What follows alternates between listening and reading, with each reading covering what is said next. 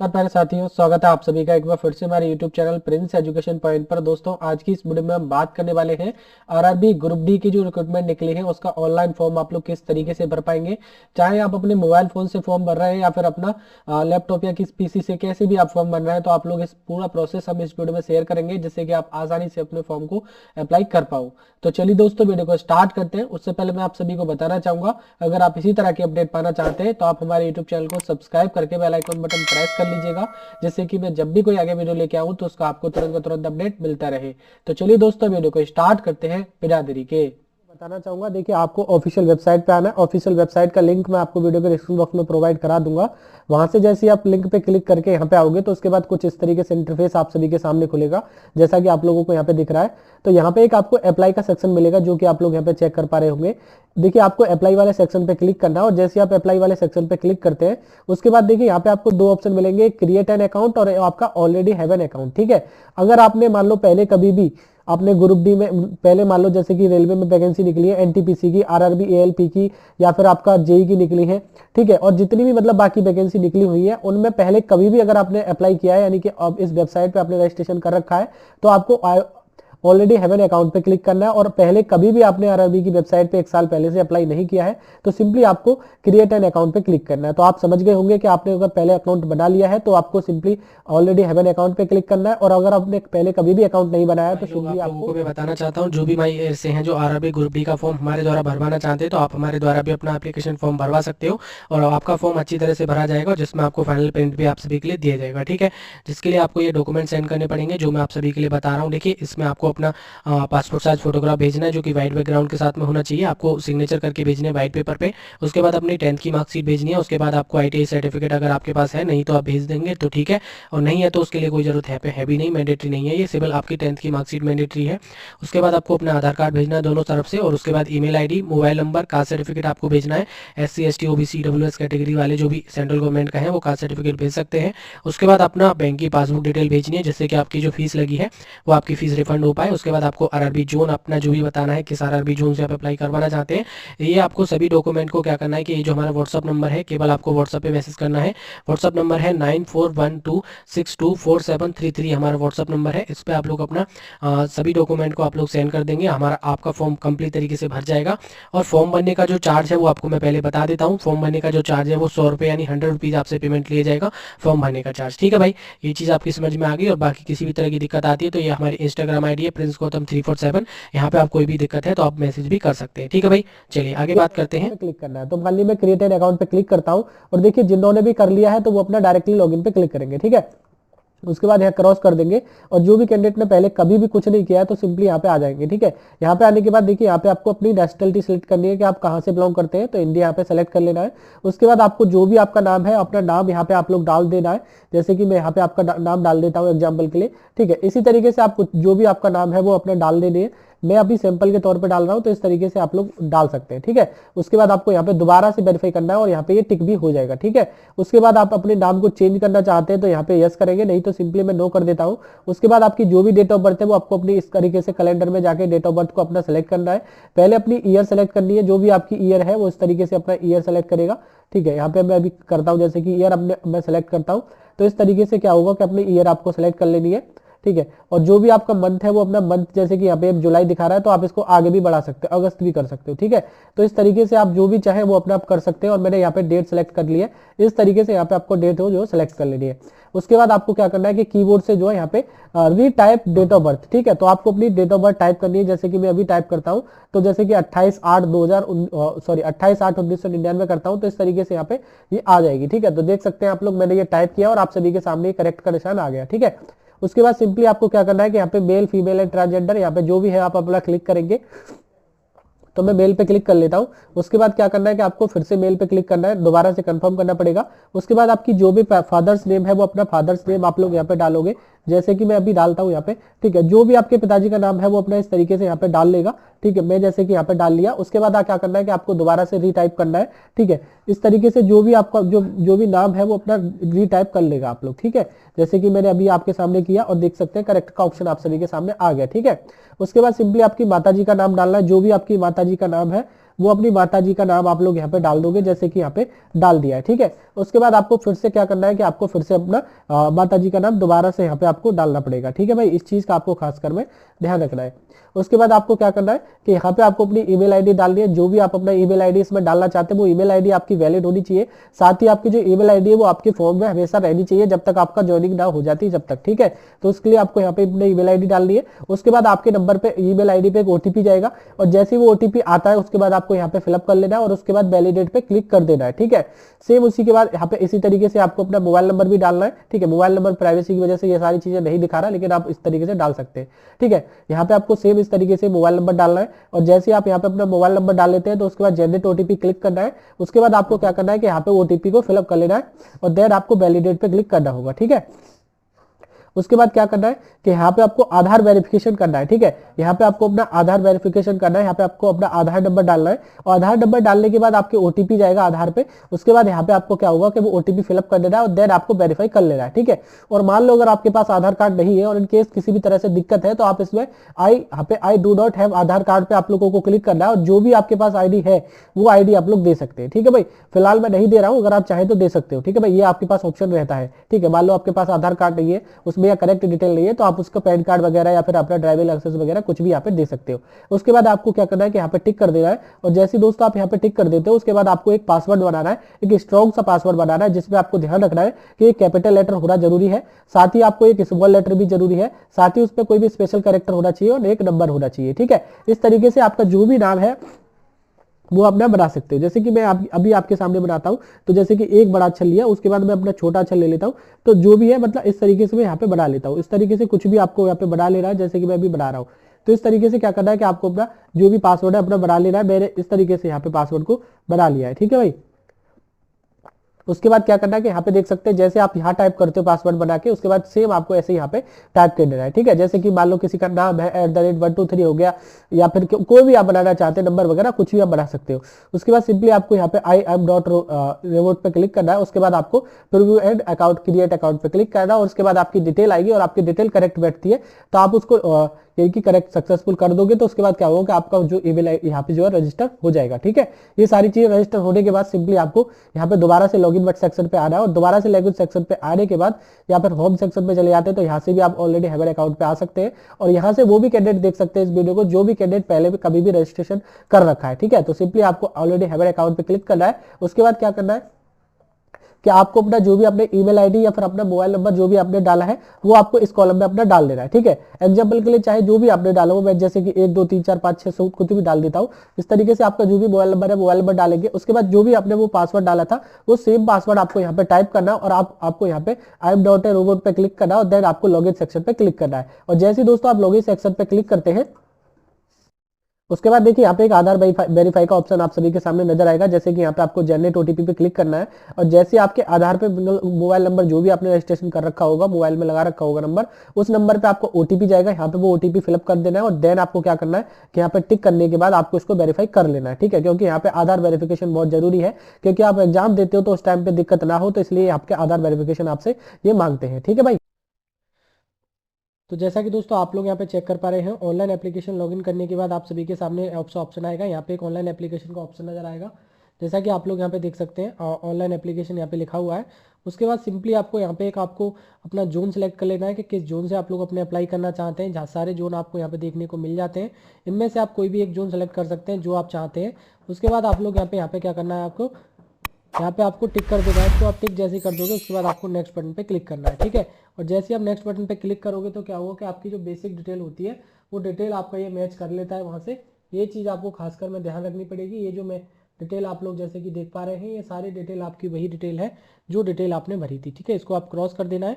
उसके बाद आपको यहाँ पे आना है, और यहाँ पे आने के बाद आपका मैरिटल स्टेटस आपको सेलेक्ट करना है, मैरिड है अनमैरिड है क्या है, वो सारी चीज़ें आप लोग यहाँ पे सेलेक्ट कर सकते हो। तो यहाँ पे अनमैरिड हम क्लिक कर लेते हैं। उसके बाद आपको रिलीजन सेलेक्ट करना है कि कौन सा रिलीजन से आप लोग आते हैं, वो हिंदू अगर मुस्लिम है सिख ईसान जो भी है वो अपना सेलेक्ट कर सकते हैं। उसके बाद यहाँ पे आपका मदर टंग लैंग्वेज है कि आप कौन सी लैंग्वेज बोलना जानते हैं, वो लैंग्वेज आप लोगों को यहाँ पे सेलेक्ट करनी है। मान लो हम हिंदी कर लेते हैं। उसके बाद आपको यहाँ पे ऑप्शन नजर आ रहा है कि choose of your language of examination. ठीक है, यहाँ पे आप लोग देख सकते हैं कि कौन सी लैंग्वेज में आप अपना एग्जाम देना चाहते हैं। वो लैंग्वेज आपको यहाँ पे दिख जाती है। मान लो हिंदी में जानने वाले हिंदी दे सकते हैं। उसके बाद यहाँ पे आपको एक आइडेंटिफिकेशन मार्क्स देना है, कोई भी आपके बॉडी पे कोई मोल का निशान, बर्न का निशान या कट का सिंबल है कोई भी, तो आप दे सकते हैं। जैसे कि एक कट सिंबल ऑन नोज, ठीक है। तो आप लोग यहाँ पे इस तरीके से देख सकते हैं, इस तरीके से कोई भी आपके सिंबल है तो दीजिएगा, नहीं तो आप सिंपली जैसे ही मैंने यहाँ पे नो मार्क्स पे क्लिक कर दिया, तो आप नो मार्क्स क्लिक करके भी आगे बढ़ सकते हैं अगर आपकी बॉडी पे कोई भी निशान नहीं है तब, ठीक है।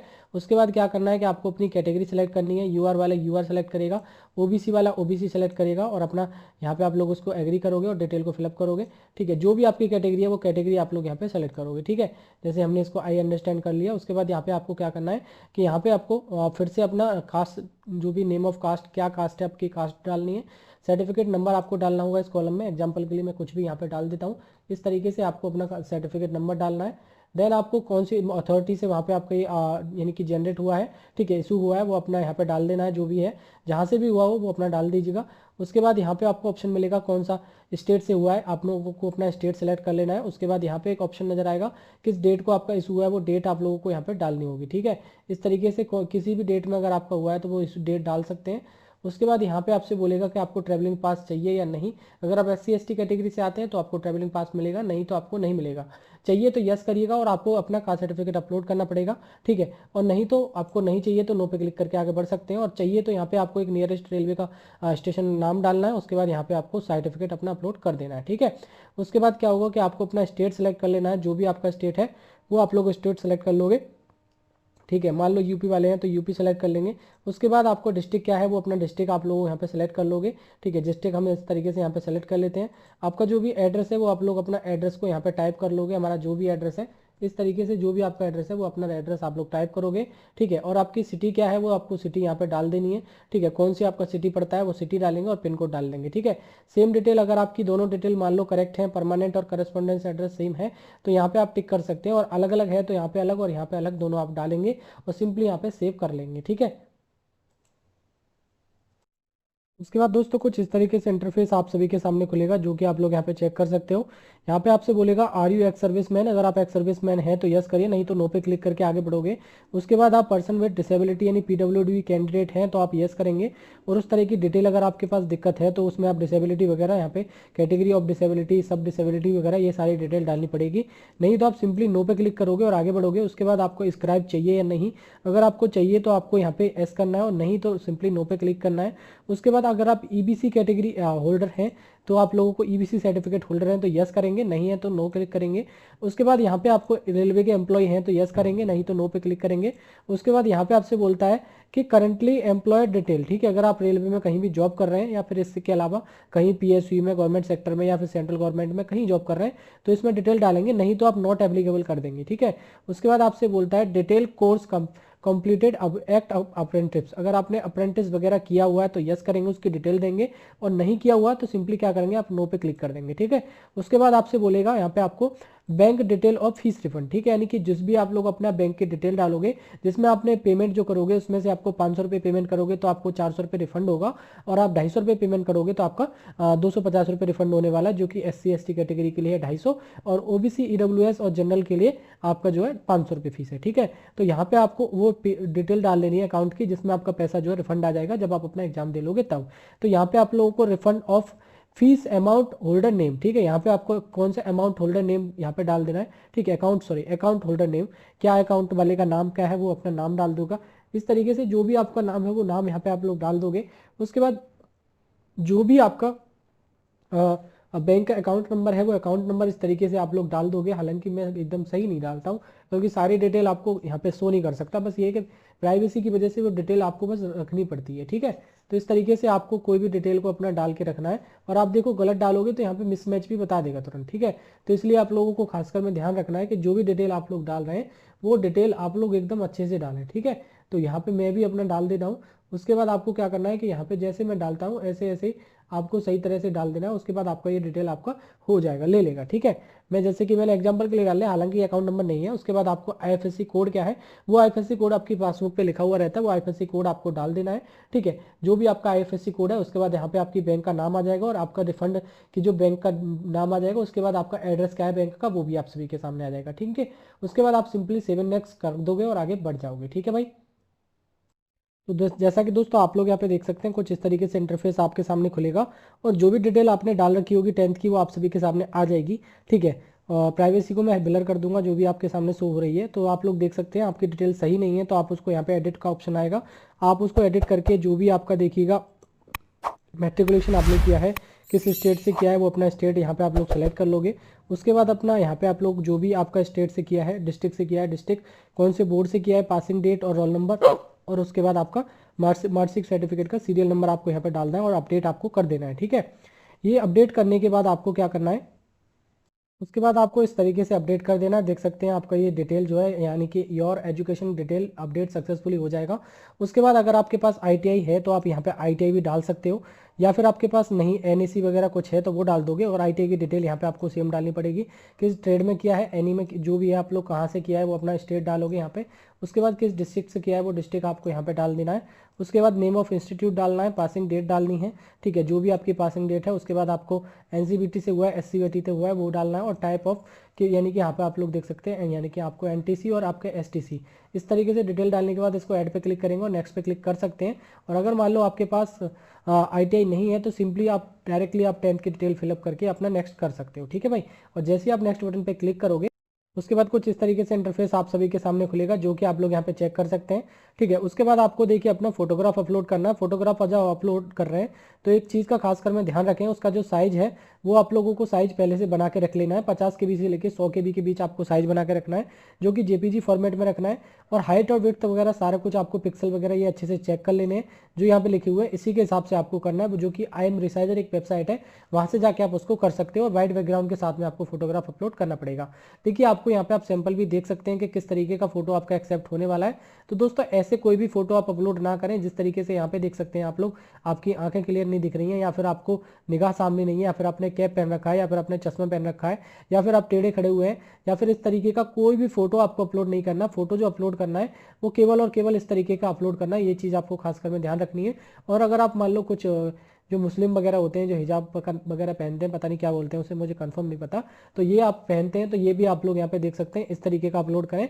नहीं तो सिंपली आप इस तरीके का फोटो अपलोड करेंगे तो बेटर होगा। ठीक है, इस तरीके का आपको फोटो वगैरह अपलोड करना है। उसके बाद आपको क्या करना है कि यहाँ पे आपको यहाँ पे एक चूज फाइल का ऑप्शन नजर आएगा। जैसे आप चूज फाइल पे क्लिक करोगे तो आपको जहाँ पे भी अपनी फाइल है वो अपना ले जाएगा और उस पर आप लोग क्लिक करके आपके यहाँ पे आपको शो हो जाएगी। ठीक है, उसके बाद इसी तरीके से आपको सिग्नेचर भी अपलोड करने हैं। सिग्नेचर का साइज जो है वो 30 के बी से लेके 50 के बी के बीच रखना है और आपको जेपीजी फॉर्मेट में रखना है और प्लेन व्हाइट बैकग्राउंड पेपर पे आपको साइन करने होंगे। उसके बाद आपको सिंपली सेव एंड नेक्स्ट कर देना है। ठीक है, उसके बाद दोस्तों कुछ इस तरीके से इंटरफेस आप सभी के सामने खुल के आ जाएगा, जो भी आप लोग देख सकते हैं। आरआरबी की सारी चीज़ें आप सभी के सामने आ जाती हैं, कौन कौन सी पोस्ट है वो पोस्ट आप लोग यहाँ पे नीचे देख सकते हो। किस किस पोस्ट के लिए आप अप्लाई करना चाहते हो अपनी अकॉर्डिंग आप लोग यहाँ पे जो भी पोस्ट अपना प्रेफरेंस पहले देना चाहते हो, आगे देना चाहते हो, आगे पीछे कहीं भी कर सकते हो। तो यहाँ पे जो भी चीज़ें अपने अकॉर्डिंग आप लोग कर सकते हो, चाहे मैं जैसे कि यहाँ पे आपको पहले नंबर पे कोई भी दे रहा हूँ। इस तरीके से आप जो भी पोस्ट चाहते हैं प्रेफरेंस के अकॉर्डिंग, जितनी भी पोस्ट चाहते हैं वो जितनी भी पोस्ट के लिए आप एलिजिबल होंगे वो पोस्ट आप सभी के सामने आ जाती है, जैसे कि मैं भी यहाँ पे आपके सामने दे रहा हूँ। ठीक है, उसके बाद आपको क्या करना है कि सभी पोस्ट को दे लेना। अगर आप सभी के लिए एलिजिबल हैं तो अच्छा ही रहेगा। ठीक है, मैंने सभी पोस्ट को यहाँ पे सेलेक्ट कर लिया और सारी पोस्ट आप सभी देख सकते हैं कि यहाँ पे आ चुकी हैं। ठीक है, उसके बाद यहाँ पे आपको डिक्लेयर कर देना है और डिक्लेयर करने के बाद आपको यहाँ पे फिर से डिक्लेयर करना है और देन आपको जो भी प्लेस है वो अपने प्लेस का नाम डाल देना है जहाँ से भी आप अपने फॉर्म को भर रहे हो। ठीक है, मैंने जैसे कि यहाँ पे अपने डिस्ट्रिक्ट का नाम डाल देता हूँ। ठीक, आप जो चाहें अपने अकॉर्डिंग आप लोग सिटी का नाम या कुछ भी डाल सकते हैं। ठीक है, उसके बाद आपको क्या करना है कि यहाँ पे एप्लीकेशन सेव एंड प्रीव्यू का ऑप्शन नजर आएगा, आपको यहाँ पे सेव करना है पहले, देन आपको प्रीव्यू कर लेना है। ठीक है, उसके बाद आपको प्रीव्यू का पूरा यहाँ पे खुल के आ जाएगा। ठीक है, वो प्राइवेसी की वजह से ब्लर दिखेगा, बाकी डिटेल आप लोग यहाँ पे देख सकते हैं, इस तरीके से आप सभी के सामने आएगा। उसके बाद आपको यहाँ पे आई हैव रीड चेक पे क्लिक कर लेना है और आपको कोई भी दिक्कत लगती है आप उसको एडिट कर सकते हैं, और दिक्कत नहीं लगती तो सिंपली आपको सबमिट बटन पे क्लिक कर देना है। ठीक है भाई, जैसे आप अपने फॉर्म को अच्छे से चेक कर लेने थे तभी आपको सबमिट करना है, नहीं तो आपको कैंसिल करके पहले एडिट कर लेना है। जो भी दिक्कत आपको लगती है इस चीज़ का खासकर में ध्यान रखना है। ठीक है, क्योंकि अलग से आपको पेमेंट देना पड़ेगा, नहीं तो फिर सिंपली हम इसको सबमिट कर देते हैं। हमने अच्छे से चेक कर लिया है। उसके बाद हमारा पेमेंट का ऑप्शन आ गया, आप सभी देख सकते हैं यहाँ पे पेमेंट वाले ऑप्शन पे जाने के बाद आपको पे क्लिक कर देना है। उसके बाद आपको यहाँ पे आई एग्री कर देना है, देन आपको क्या करना है कि यहाँ पे प्रोसीड पे क्लिक करना है। ठीक है, और जैसे दोस्तों आप प्रोसीड पे क्लिक करेंगे तो उसके बाद आपको डिटेल आप सभी के सामने आ जाती है। आपको अपना कार्ड नंबर से करना चाहते हैं तो कार्ड से कर सकते हैं, यूपीआई थ्रू करना चाहें यूपीआई के थ्रू कर सकते हैं। ठीक है, यूपीआई यहाँ पे एंटर करना है, नहीं तो आप सिंपली क्यूआर कोड यहाँ पे देना चाहें क्यूआर कोड से, जैसे चाहे आप ऐसे कर सकते हैं, आपकी सुविधा के अकॉर्डिंग आप लोगों को पेमेंट कर लेना है। ठीक है, यहाँ पे सिंपली कार्ड से करना चाहते हैं, कार्ड नंबर डालेंगे, कार्ड होल्डर नेम डालेंगे, उसके बाद एक्सपायरी डेट एंड मंथ डालेंगे, ईयर डालेंगे, सीवीवी डालेंगे, पे नाउ पे क्लिक करेंगे, ओटीपी आएगा आपके नंबर पे और आपका ओटीपी वेरीफाई करने के बाद आपका पेमेंट कंप्लीट हो जाएगा। ठीक है, तो कुछ इस तरीके से आप लोग कंप्लीट पेमेंट को कर पाओगे। देन आपको क्या करना है कि लॉगिन वाले सेक्शन में आपको जाना फिर से, और जैसे ही आप लॉगिन वाले सेक्शन में जाते हो तो उसके बाद आपको हिस्ट्री में जाना है। हिस्ट्री में जाने के बाद आपको अपना आपके एप्लीकेशन फॉर्म का प्रीव्यू प्रिंट मिल जाएगा, वहां से जाके आप उसको प्रिंट भी निकाल सकते हो। ठीक है, तो ये था कुछ कंप्लीट प्रोसेस फॉर्म को अप्लाई करने का। आई होप आपको क्लियर तरीके से समझ में आ गया होगा कि आरआरबी ग्रुप डी का आपको ऑनलाइन फॉर्म किस तरीके से बनना है। ठीक है भाई, आप सभी के लिए वीडियो अच्छा लगा हो तो दोस्तों प्लीज वीडियो को लाइक भी कर दीजिएगा, शेयर अपने यार दोस्तों में कर सकते हैं, और इसी तरह की वीडियो पाने के लिए आप हमारे यूट्यूब चैनल को सब्सक्राइब करके बेल आइकन बटन प्रेस कर लीजिएगा, जिससे कि मैं जब भी कोई आगे वीडियो लेके आऊँ तो उसका आपको तुरंत का तुरंत अपडेट मिल पाए। चलिए दोस्तों, बाकी मिलते हैं किसी नेक्स्ट वीडियो में, तब तक के लिए जय हिंद एंड वंदे मातरम।